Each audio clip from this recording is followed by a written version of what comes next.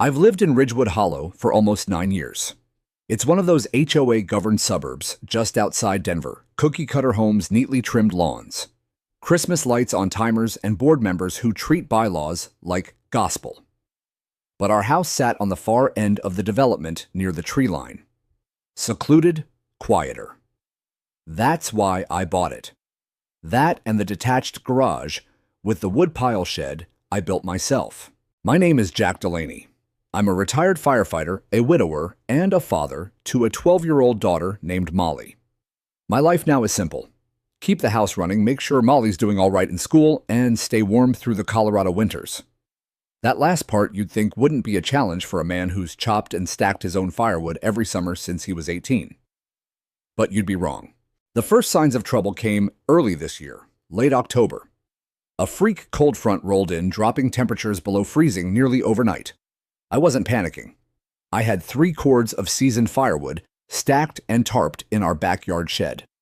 Oak and ash, split-dried, perfect. Enough to keep our living room stove burning well into February. That Monday, after walking Molly to the bus stop, I went to uncover the tarp and bring in the first week's load, and found the shed empty. Not vandalized, not broken into. Just empty. The tarp had been retied neatly. The shed door was locked, as I'd left it. There were no tire marks, no mess, not even a splinter of bark on the concrete floor. Someone had come onto my property, unlocked my woodshed, and taken everything quietly, efficiently.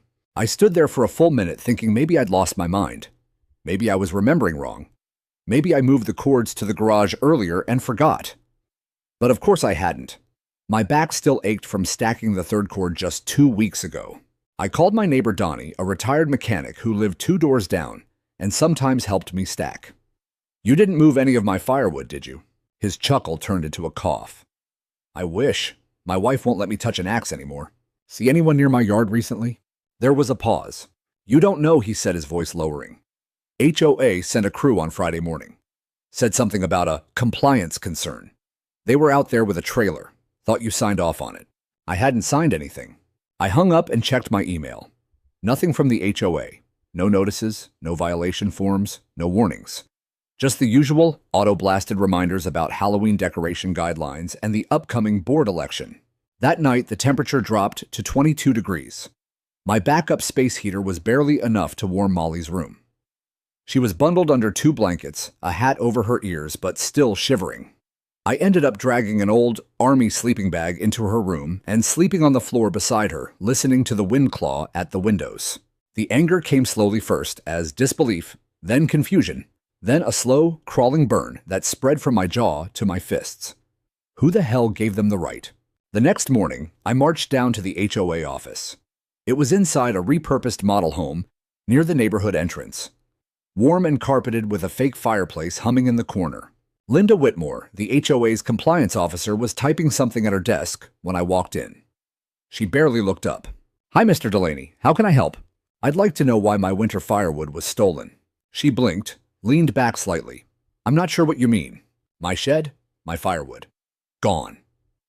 "A neighbor said your team was on my property Friday." "Oh," she said, drawing out the vowel like it was some distant memory. "Yes, we had a visual inspection last week.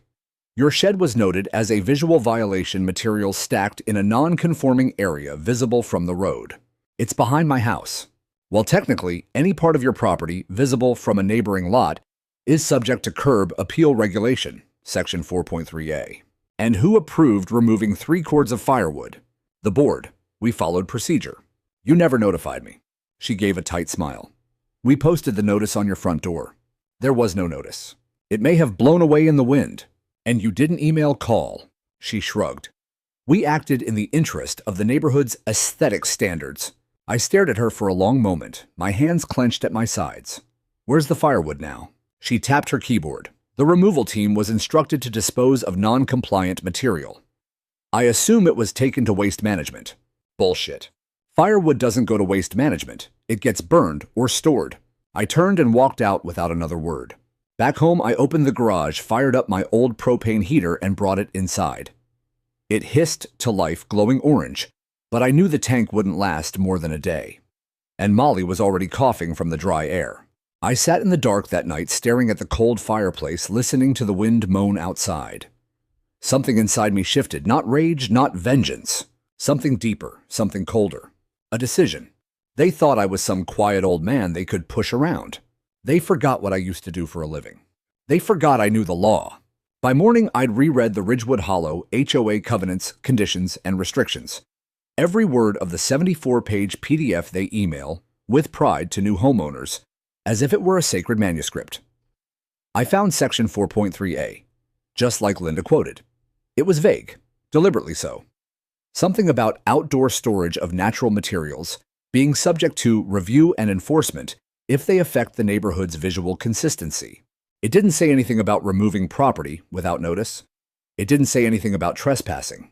And it sure as hell didn't say they could steal from my shed. I needed answers, not platitudes. So I drove to the next HOA board meeting. They held it in the clubhouse on Glenroe Drive, one of those sterile little buildings designed to look charming with fake shutters and too much beige vinyl siding. There were about 20 folding chairs set out. Most were empty, except for the usual busybodies, Marjorie from Elm Street, who complained about barking dogs every meeting, Frederick, who wore a tie no matter the temperature, and a few others who seemed to be there more for the snacks than the governance. The board sat at the front behind a cheap laminate table. Linda was there, of course, along with the HOA president, Howard Klein, a round, balding man who looked like he'd never held an axe or lifted anything heavier than a cup of coffee. He greeted the room with that practiced fake warmth HOA presidents seem to rehearse in the mirror. When the floor opened for homeowner comments, I stood. "Jack Delaney, Ash Grove Court," I said. Howard nodded. "Yes, Mr. Delaney. I'd like to discuss the unlawful removal of my property from my shed last Friday. Specifically, the 3 cords of split firewood I'd stacked over the summer which were taken without notification or consent." The room quieted. Howard adjusted his glasses. "Ah yes, that matter was addressed in our emergency compliance review." "Emergency?" I asked. "There was no emergency, just cold weather." There were several complaints from nearby homeowners regarding visual disruption. The stacked wood was visible from a neighbor's upstairs window. A window that's 40 yards away through a tree line. That's a stretch. "We take visual cohesion seriously, Mr. Delaney," he said, folding his hands in front of him like a preacher. "It's what maintains property values. And is that worth violating property rights?" There was a small stir in the chairs behind me. Howard gave a tight smile. The firewood was deemed to be in non-compliance, and in accordance with Section 4.3a, the board approved removal. "You didn't notify me. That violates your own policy." I checked. Section 2.1d says, owners must be given 14 days to remedy non-compliance before enforcement actions are taken. Linda interjected, "The notice was taped to your front door. I already spoke with you about that. It was never there. Maybe someone removed it. Or maybe it was never posted." Howard leaned forward slightly, his tone sharpening. "Mr. Delaney, we're not here to debate minor procedural oversights. The point is, the issue was corrected." Corrected. I felt my voice lower, more dangerous. "You took fuel out of my shed in the middle of a record cold October. My daughter and I slept under army blankets while your office had a fire going. You corrected nothing." Murmurs again. I took out my phone, tapped open the photo folder. I have time-stamped photos of the stacked wood from 2 days before it disappeared. I have no violation notices, no emails, no signatures. That's called theft. Howard's smile vanished. "That's a serious accusation. So is trespassing." He glanced sideways at Linda. "We followed policy," she muttered, clearly less confident than before. I looked at the rest of the room. Some eyes were on me. Others shifted awkwardly, pretending not to notice. "I'm giving the board until the end of the week to either return my property or give a formal, signed explanation of its disposal, including who approved it, who removed it, and where it went, or what Howard asked, or I press charges." It was the first time I saw real fear flicker in his face. I left the meeting without another word. Outside, the wind had picked up again. The temperature had dropped below freezing. I could see my breath in the air like smoke. But I felt warm. Not from victory, not yet, but from resolve. That night, I knocked on Donnie's door again. He opened with a thermal shirt on and a worried expression. "You all right?" he asked. "Quick question," I said. "When you saw the crew at my place, were they wearing HOA uniforms?" He nodded. "Blue jackets with the Ridgewood logo. One of them was that kid Brady. I think he's Linda's nephew." I've seen him doing maintenance before. And the trailer, black, no logo, looked personal. That was enough. I drove home, went into the garage, pulled out my receipt box, and found the invoice for the lumber delivery I ordered back in March. $875, 12 loads, plus a printed copy of every HOA email I'd received that month, none of which mentioned any pending violations. Then I wrote out the timeline. And wood delivered March 12th. Wood stacked and tarped April, June. No violation notices sent or posted. Removal date, October 20th, according to Donnie. No advanced warning. No follow-up communication. I copied everything to a USB and printed out a clean folder of evidence. The next day, I walked into the county sheriff's office. The woman at the desk looked up. "How can we help you?" "I'd like to report a theft," I said. "Can you give us a few details?" I placed the folder on the counter. "I have full documentation. The suspect is the Ridgewood Hollow Homeowners Association." That got her attention. She raised an eyebrow. "You're saying your HOA stole something from you?" 3 cords of firewood. She stared at me for a moment, half expecting a joke. "Sir, you do realize I'm a retired firefighter. I know how to write a report, and I know the difference between a code violation and criminal trespass." She slowly picked up the folder. "I'll get Deputy Carlson." As I sat in the lobby watching the American flag outside stiffen in the wind, I realized something. They weren't ready for this. They thought they were just rearranging someone's backyard. But winter was coming, and I was just getting started. Deputy Carlson came out with my folder tucked under one arm, his other hand nursing a paper cup of coffee. He was a tall guy with windburned cheeks and a deputy's usual weariness about neighborhood disputes. But his expression changed after skimming the report I'd filed. 3 cords is a lot of firewood," he said, sliding into the seat across from me. "It was all seasoned oak," I replied. "I chopped it myself. Took me all summer." He tapped the folder. "And you're saying the HOA didn't notify you?" "No notice, no email, no phone call, no signature, no posted violation form. Just an empty shed." He gave a slow nod. "That's not how this is usually handled."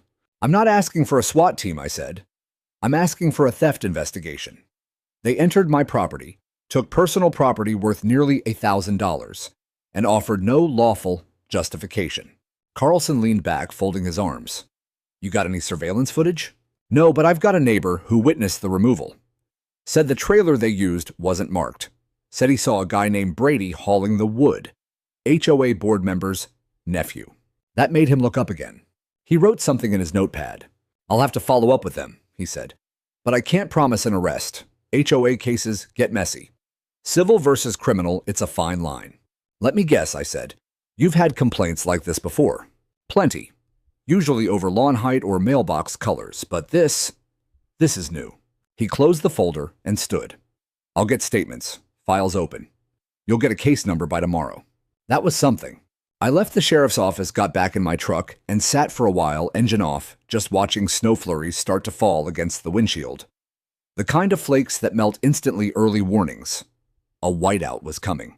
I could feel it in my bones. When I got home, I found Molly curled up on the couch with 3 layers of blankets and Scout, our black lab, sprawled across her feet. She looked up pale but smiling. "Hey, Dad," she whispered. Her voice was hoarse. "You all right?" I asked, crouching down to feel her forehead. Warm, not dangerously so, but close. "My nose feels like an icicle," she said. I fired up the propane heater again. The hiss and glow filled the room. I pulled the blinds tight and sealed the front door with an old towel. "How long's it been out?" I asked. "Stopped working around noon." The heater was dying.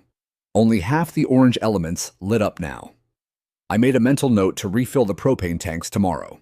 I brought out the hot water bottle from the back closet, old firefighter trick. I filled it with warm sink water, wrapped it in flannel, and tucked it near her stomach.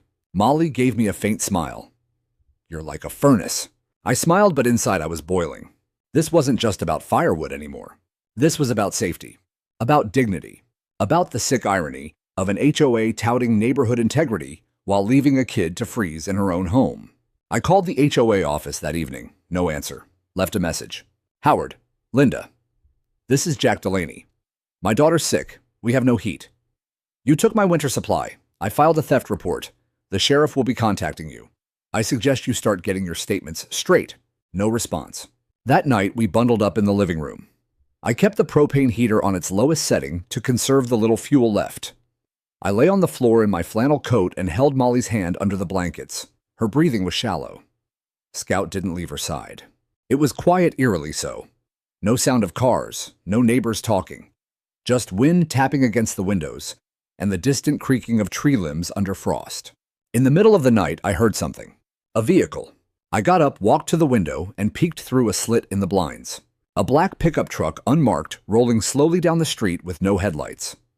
I watched it stop near the HOA office, linger for a minute, then move on. It was 2:13 a.m. They were nervous. Good. The next morning, I scraped together what little propane I had left, took Molly to my sister's house, 2 towns over. She had central heating and told her everything. My sister Danielle was a lawyer. Civil litigation. The moment she heard the words unauthorized property seizure, her eyes narrowed. "You want to go nuclear?" she asked. I nodded. She pulled out her laptop. Then, let's file a formal cease and desist for any further property interference and demand written disclosure of chain of custody for the wood.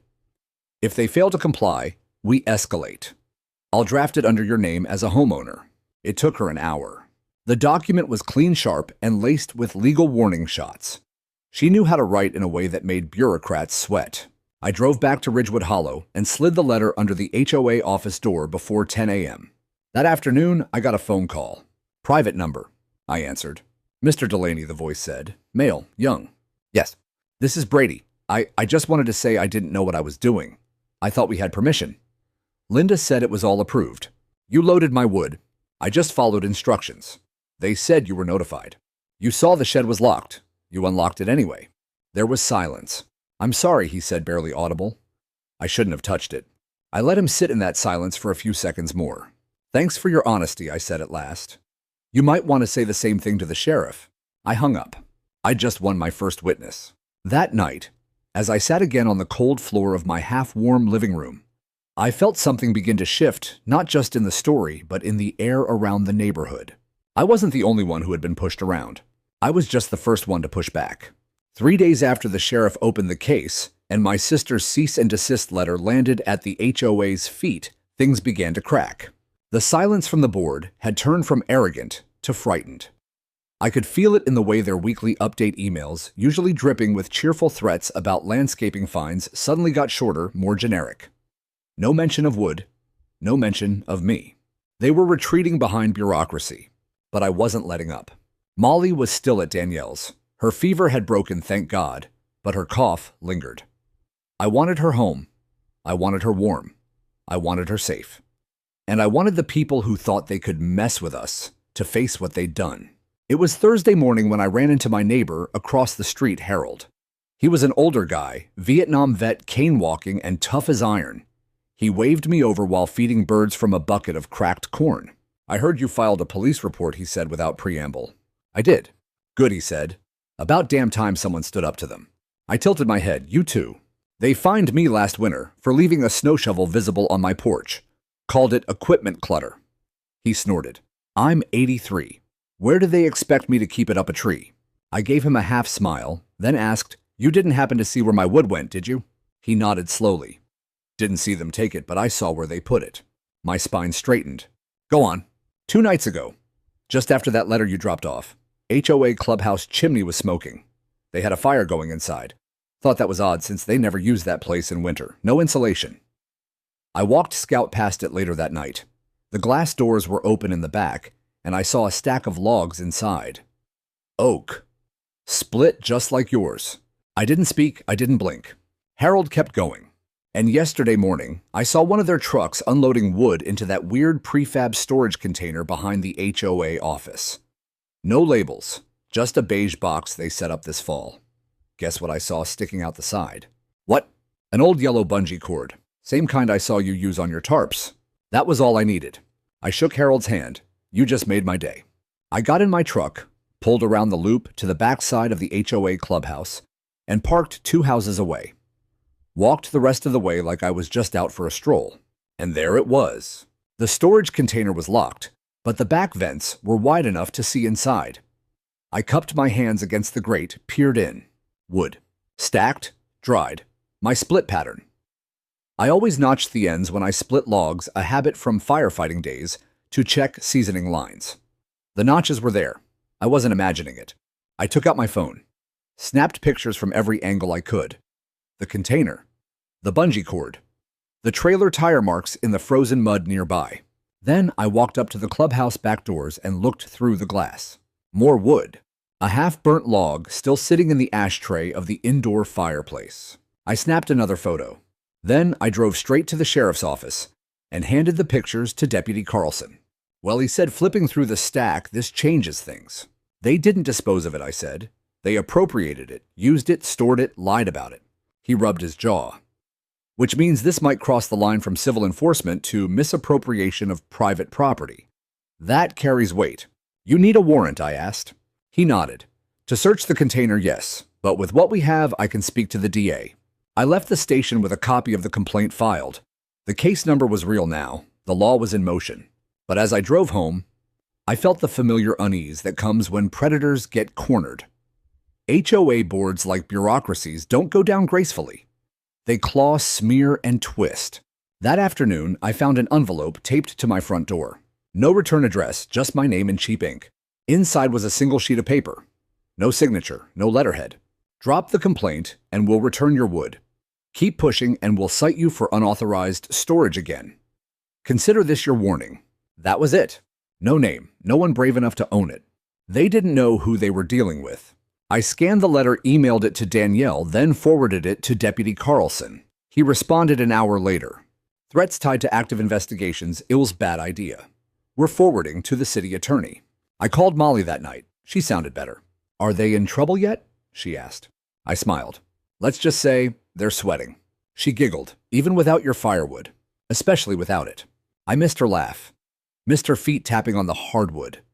The little messes she made with art supplies. The smell of her peppermint tea in the evenings. Our home didn't feel like home without her. But she'd be back soon. And when she was, the house would be warm. And they would be cold. The next morning, I stood at my window drinking instant coffee and watching the frost sparkle on the neighborhood lawns. Then I heard the bang, a door slamming, a man stomping down a porch. It was Frederick, HOA treasurer. Red-faced arms flailing, dragging a space heater out to his SUV and kicking the snowbank in frustration. He shouted something into his phone. His power was out.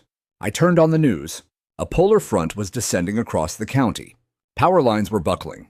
Blackouts were already rolling through the subdivisions. And Ridgewood Hollow was right in the path. Their clubhouse had no insulation. Their container of stolen wood couldn't heat 20 homes. And my propane tanks, fully refilled yesterday. I looked at Scout.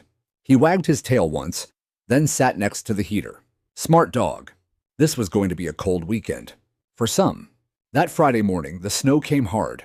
Thick, wet flakes that fell sideways, driven by wind that howled between the eaves like something alive. Ridgewood Hollow looked like it had been dipped in frosting. Cars became lumps. Driveways vanished. Trees drooped under the weight of ice. And then the power went out. I heard the whole house sigh as it died. Furnace stopped. Fridge went quiet. The hum of the neighborhood disappeared. It was the kind of silence only winter brings, beautiful, yes, but dangerous too. I lit 2 oil lamps in the kitchen, checked the thermostat. It was already falling. Outside, I could hear the rustle of branches cracking under the weight. I double-checked my emergency kit, tested the radio, and moved the propane heater to the living room. Scout stuck close to my leg. Molly was still safe at my sister's. Danielle had sent me a text that morning. We've still got power here. Molly says hi, and she drew a cartoon of you fighting a dragon named Karen. You want to pick. I smiled despite myself. Tell her that dragon's about to lose. Before noon, I saw the first sign of collapse. Frederick, the HOA treasurer, was back in his driveway trying to jumpstart a portable generator. The thing coughed twice and sputtered out. He hit it with a snow shovel. Linda Whitmore drove past in her white SUV windows, fogged her face, twisted with frustration. She didn't wave. I waited until after lunch, then dressed in full thermals, coat, gloves, boots layered like I was heading into a fire line. I wasn't. I was heading into something colder. I drove slowly to the sheriff's department. The roads were slick and the city plows were busy elsewhere. The station's parking lot was mostly empty, except for a cruiser and an old Ford sedan parked sideways like someone had skidded in. Inside, Deputy Carlson was behind the desk holding a styrofoam cup and reading a printed report. "Mr. Delaney," he said, standing, "we've been expecting you." He led me into a side room and closed the door behind us. The heat was faint, in here backup generator most likely. "We spoke to Brady," he said, flipping through a stapled packet. "He confirmed he helped load your firewood. Said he was told by the HOA president it was pre-approved. But there was no documentation," I said. "Correct. No paper trail. No photographs of your alleged violation. Nothing signed. And most importantly, no disposal receipt." I leaned forward. "So what does that mean?" "It means their story doesn't hold. They can't prove they had legal authority to enter your shed. No warrant, no court order. Not even HOA policy backs them up since your property wasn't in view from a public street. Their only justification is a vague clause about visual impact." He placed the papers in front of me. "In our opinion, this is misappropriation of private property." I nodded, jaw tight. "And that storage container out back?" I asked. Carlson smiled. "That's the kicker." He handed me a printed photo. The sheriff's office had obtained a warrant and conducted a search that morning, just before the storm hit. Inside the beige container behind the HOA clubhouse, they found over half a cord of firewood. My firewood. Identifiable by the notched cuts and even my initials branded faintly into two of the logs. Something I used to do when Molly helped me just for fun. Your evidence, your photos, and their failure to comply with the cease and desist, all of it helped. The DA's office is reviewing charges, most likely petty theft, criminal trespass, and possible abuse of authority. I exhaled. Not out of relief, out of cold-focused satisfaction. "They'll try to bury this," I said. "They'll say it was a misunderstanding." "They already are," Carlson replied. Linda left a message this morning trying to spin the narrative. Said it was all community beautification and they meant no harm. No harm. My kid got bronchitis. That's harm. He nodded. "We're documenting that too. Medical records help. I'll get you the file from the clinic."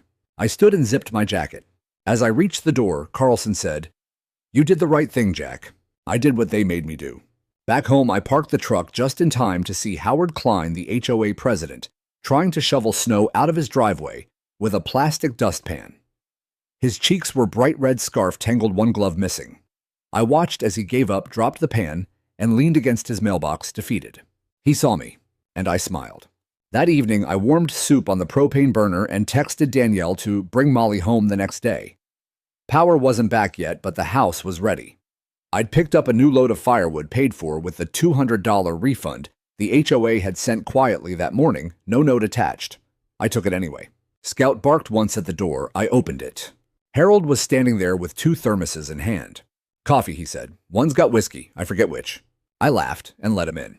We sat in silence for a long time, watching the storm outside and the soft glow of the heater warming the room. "Never thought I'd live to see Howard shoveling snow with a dustpan," Harold muttered. Desperation makes people creative. Or stupid. We drank the coffee. Turns out I got the whiskey one. Before he left, Harold turned and said, "You lit the match, Jack. You know that, right?" "I didn't start the fire," I said. "I just made sure it burned in the right direction."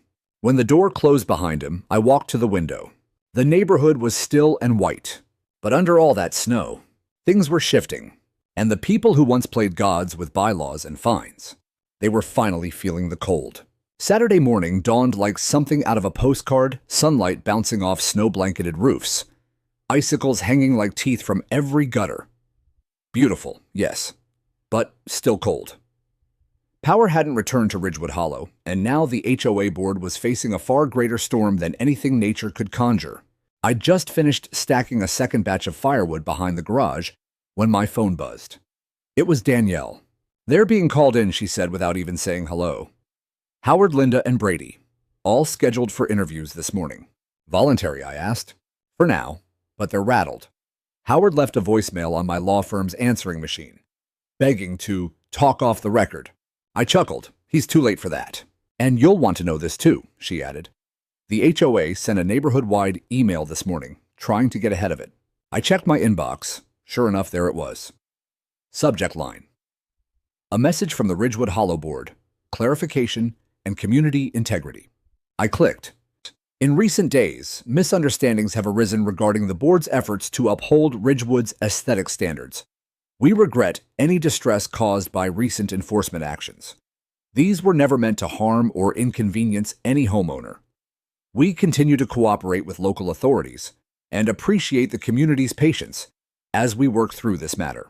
I read the words again, then hit forward and sent it to Deputy Carlson with the note they're building their defense. By noon, the HOA clubhouse, which had gone dark during the blackout, was buzzing with new energy, but not the kind they were used to. A police cruiser pulled up. 2 uniformed deputies stepped out. I watched from the sidewalk across the street, hands in my coat pockets, breath rising like smoke. Linda was already there waiting outside. She didn't have her usual power walk or clipboard confidence. Her red parka looked too big on her, as if she was trying to disappear into it. Brady arrived next, head down, refusing to make eye contact with anyone. Howard came last, red-faced, bundled in a scarf, practically waddling. His eyes scanned the street nervously. He saw me. I didn't look away. He shuffled inside quickly. Deputy Carlson came out moments later, clipboard in hand. He stopped briefly outside, speaking to a second officer, then looked up. Our eyes met. He gave the smallest nod. It was happening. They were officially under investigation. I didn't need to be inside the room to know how the interviews would go. I knew the look of people cracking under pressure. I'd seen it during arson investigations back when I was still working the department. I'd seen liars try to explain their way out of chain of custody gaps, make up justifications they couldn't back with records, and I knew Carlson's kind of patience. He was the type to let silence do the heavy lifting, to let people talk themselves into corners. By 3 p.m., the interviews were done.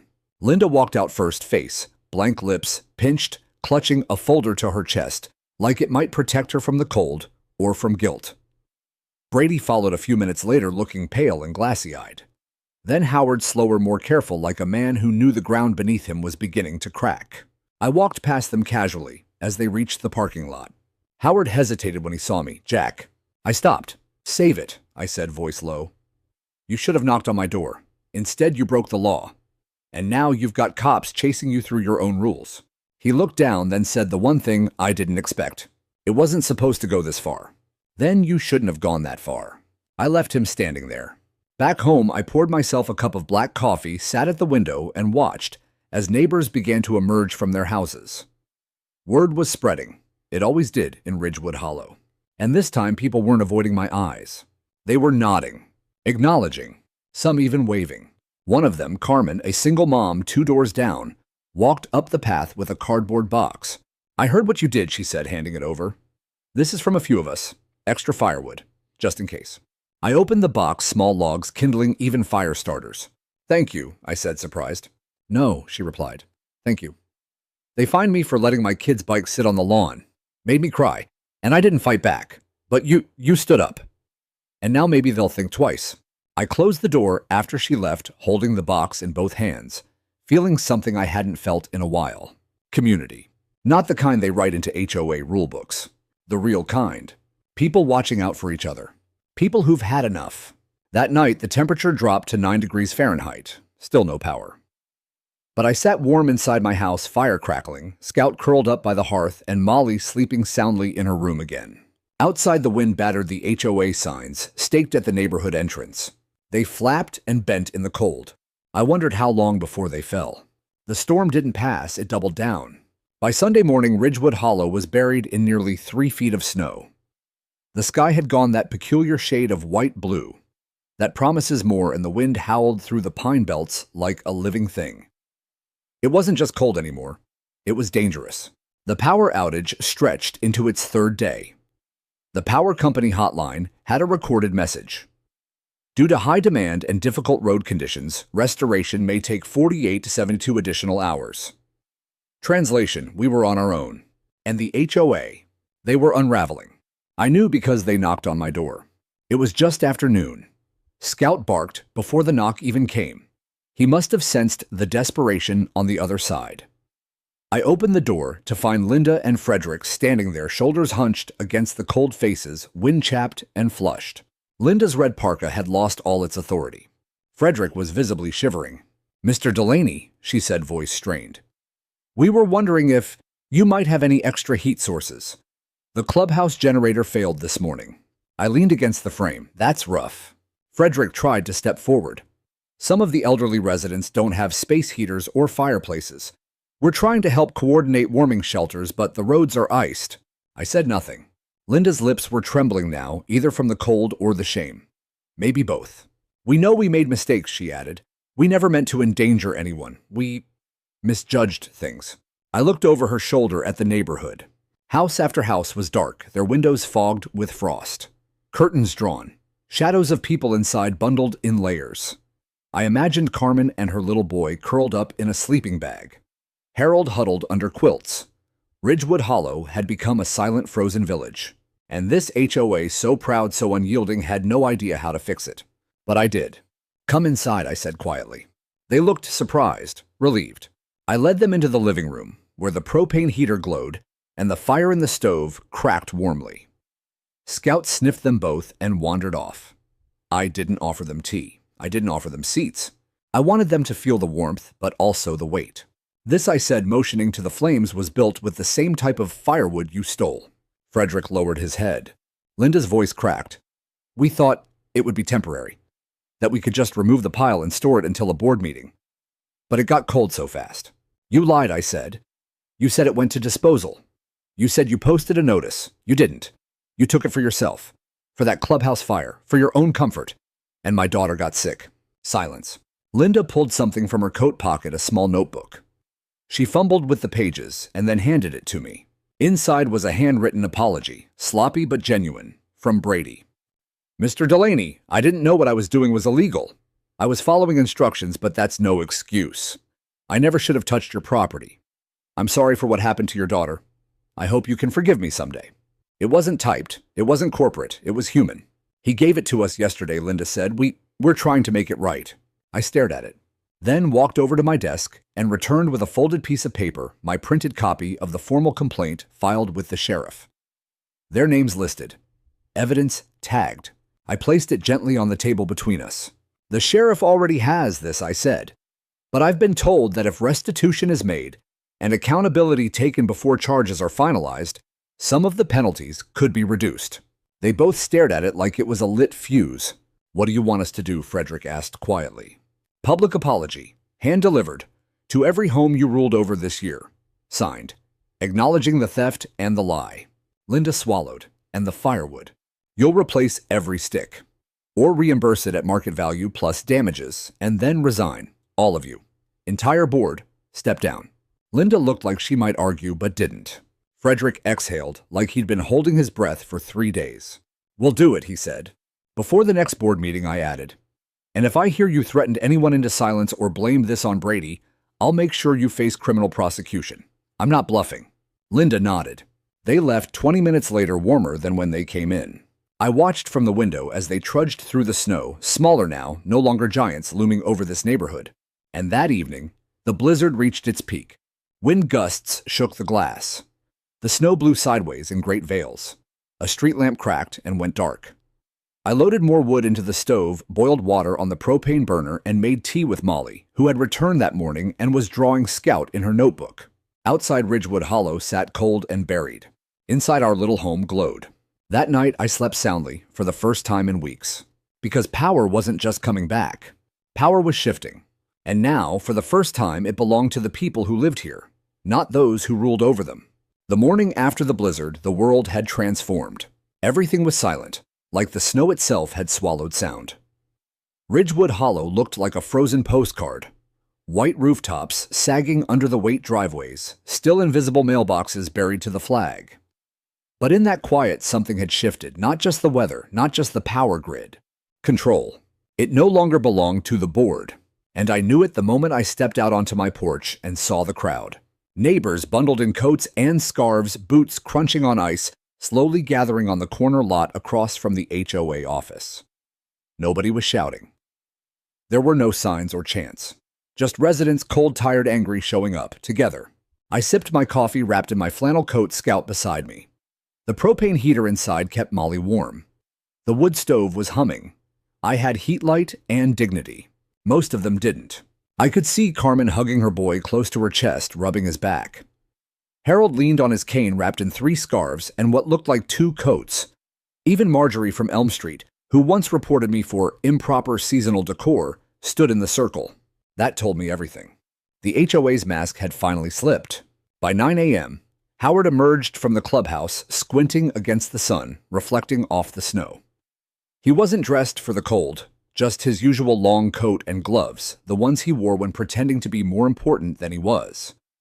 His face tightened when he saw the gathering. He crossed the street and tried to speak. "Folks," he began, arms half lifted, "we understand. There have been some miscommunications. The board is working to—" No, Carmen cut in, her voice sharp despite the cold.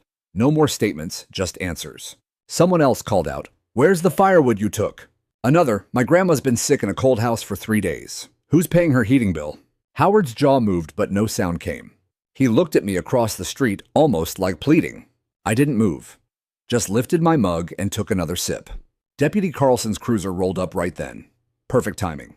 He stepped out and waved the crowd back. "We've opened an investigation into recent board actions," he said clearly, "and we ask for your cooperation as we conduct interviews." There were murmurs, but no arguments. People had reached their limit, but they also knew real justice was in motion. Howard turned, eyes burning, and marched back toward the clubhouse. The wind caught his coat, flaring it open like a cape, but there was nothing heroic about the man anymore. He looked small, hollow. That afternoon, the sun finally emerged.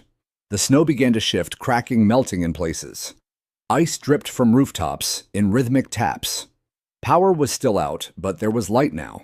At home, I helped Molly stack another batch of wood behind the garage. She worked with quiet focus, her gloves too big for her hands, but she smiled through it. She didn't complain. She never did. When we finished, she looked up at me and said, "Do you think they'll say sorry?" I crouched beside her. "I think they'll have to." She thought for a second. "Even if they don't, it's still warmer here." She was right. That evening, as the light faded and the sky turned a bruised purple, I took Scout for a walk through the neighborhood. Snowbanks lined the sidewalks, but I didn't mind. I passed Carmen's place, her fireplace finally smoking again. Harold waved from his porch, bundled up, but with a lantern glowing behind him. And near the clubhouse, I saw Linda standing alone in the snow holding a clipboard. Not issuing violations, not inspecting, just staring. She didn't see me, but I saw her. And for once I felt no anger, just pity.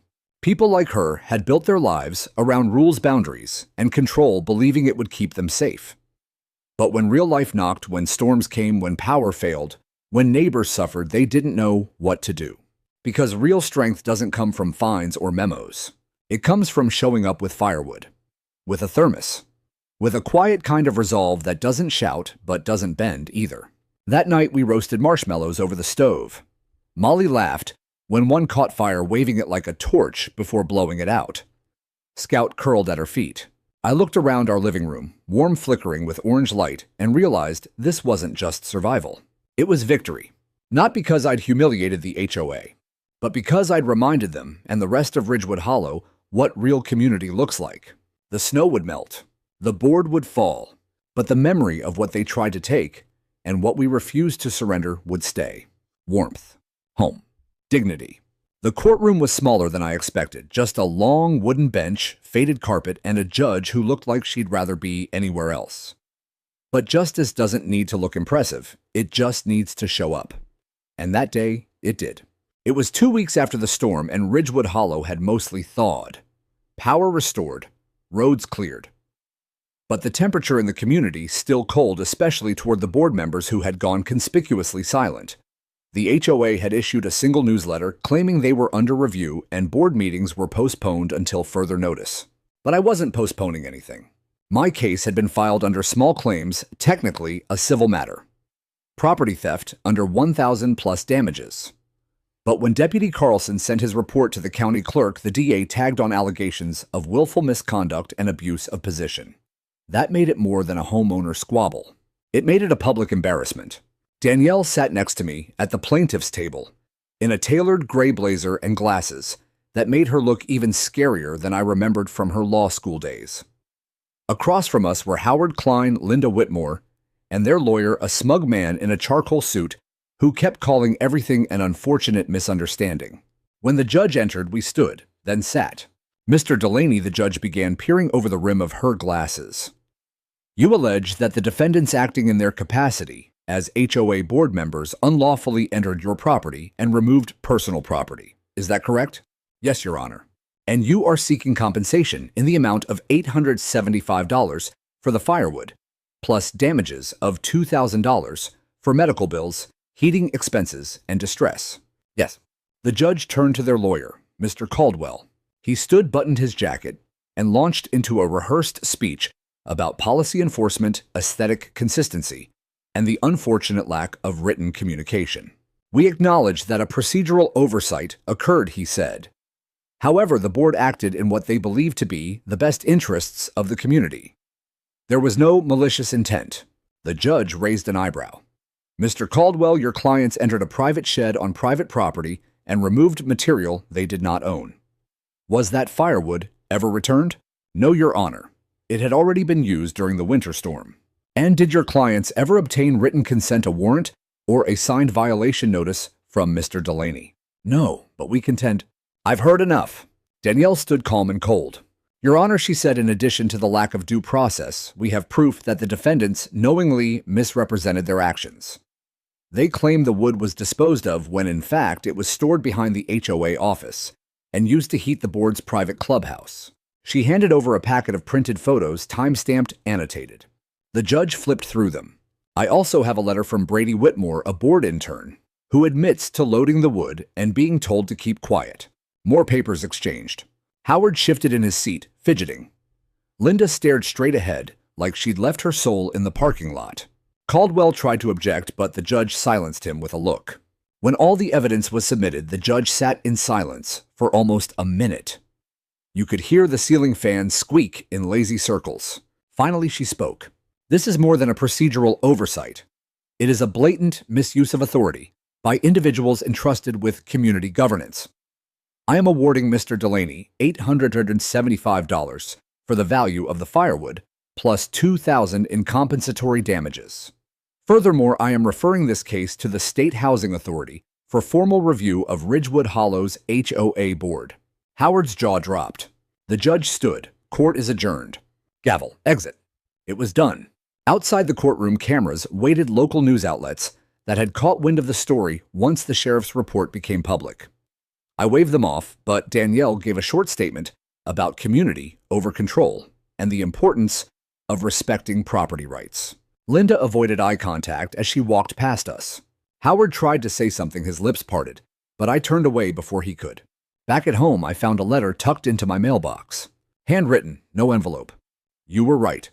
Thank you for standing up for all of us. Carmen and half the block. Inside was a list of 12 names. 12 neighbors. 12 people who now believed what I'd tried to prove, that power in a neighborhood doesn't belong to those with clipboards, it belongs to those with courage. That night, the fire crackled softly as Molly curled up with Scout and her sketch pad. Did the bad guys lose? She asked. I nodded. They did. Are they going to jail? Probably not, I said. But they can't hurt anyone else here. She smiled. Good. She leaned her head on Scout, who gave a contented sigh. I looked out the window as snow began to fall again. But this time, I wasn't afraid of the cold, because the fire was ours. The warmth was real, and justice had finally come to Ridgewood Hollow. Spring came late that year, as if winter didn't want to let go. The snow melted in heavy sheets, revealing cracked sidewalks, frost-burnt grass, and driveways coated in sand. But under all that ice and silence, something else had thawed. The neighborhood. It didn't happen all at once. There was no grand announcement, no banners or parades, but people started talking to each other again, waving from porches, helping shovel one another's walkways, sharing things, tool soup, even smiles. And the HOA, it collapsed from the inside. After the court ruling, the State Housing Authority launched a formal review. In less than a month, Howard Klein resigned. Linda followed a week later. Frederick tried to stay on, but after someone leaked an email he'd written mocking homeowners for whining about snow, the rest of the board voted him out. A temporary management team was installed, including 2 retired school teachers, 1 local contractor, and, shockingly, Harold. He grinned when he told me. They figured after Vietnam and 2 ex-wives, I could handle neighborhood politics. I didn't argue. They held an open town hall in the elementary school gym. No podiums, just folding chairs in a circle. Carmen brought cookies. Someone else brewed coffee in an old percolator. No one wore suits. No one brought clipboards. They asked what we wanted from the HOA. My answer was simple. Respect. That word hung in the air like smoke, heavy true. The following week, the new board announced an amendment to the bylaws. No enforcement action involving personal property would be taken without written consent, verified notice, and photographic evidence. Violation of this process would be grounds for immediate board dismissal. They called it the Delaney Rule. I didn't want my name on it, but I understood the power of it. People needed reminders, symbols, and if a pile of firewood and one pissed-off father could become a lesson in limits, so be it. One evening in mid-April, I took Molly to the nursery down the highway. We bought a cherry tree. She picked it out herself small thin, but with little green buds already forming. We planted it in the backyard not far from where the old firewood shed used to be. "This one's mine," she said, patting the soil. I nodded. "We'll make sure no one takes it." She grinned. "Even if they try, we'll fight again." I looked at her tough, gentle wise beyond her years, and I realized she wasn't just talking about trees. She was talking about everything. Later that night, Danielle stopped by with a box of paperwork. Officially closing the case, she said, "No appeals, no threats, no fines." We sat on the porch watching the sunset paint Ridgewood Hollow in gold and peach. "You know," she said, sipping a beer, "I'm not sure I've ever seen a neighborhood change this fast." I shrugged. Maybe it didn't change. Maybe it just remembered. She looked at me sideways. "You gonna run for the board?" I laughed so hard I nearly spilled my drink. "I'd rather chop wood barefoot in January." She smiled. "Still, it's good to see what fire can do, even when it starts small." Before she left, she handed me one last envelope. It was from Brady. Inside was a short note. "Mr. Delaney, I've joined the National Guard. I want to do something better. Thank you for waking me up. Brady." I folded it slowly. Forgiveness has a weight to it heavier than anger, but somehow easier to carry. The next morning, I woke early, made coffee, and walked the neighborhood. Scout trotted beside me, his tail wagging through puddles of melting snow. The houses looked the same, but they weren't. There were no more mystery finds. No more threats taped to doors. Just people trying, living, being human again. I passed the old HOA clubhouse. The sign was gone. The building stood empty, its windows boarded, waiting for a new purpose. Someone had spray painted something on the plywood in neat, careful letters. "Community is not control." I smiled. Back home, Molly was waiting with her boots already on. "Can we go cut wood?" she asked. "Winter's months away." She shrugged. "We'll be ready." We grabbed the hatchets, walked to the edge of the tree line. The sun was rising and the birds were louder than I remembered. As I swung that first clean cut into a seasoned log, I realized something. I hadn't just reclaimed firewood. I'd reclaimed something bigger. My voice, my peace, my home.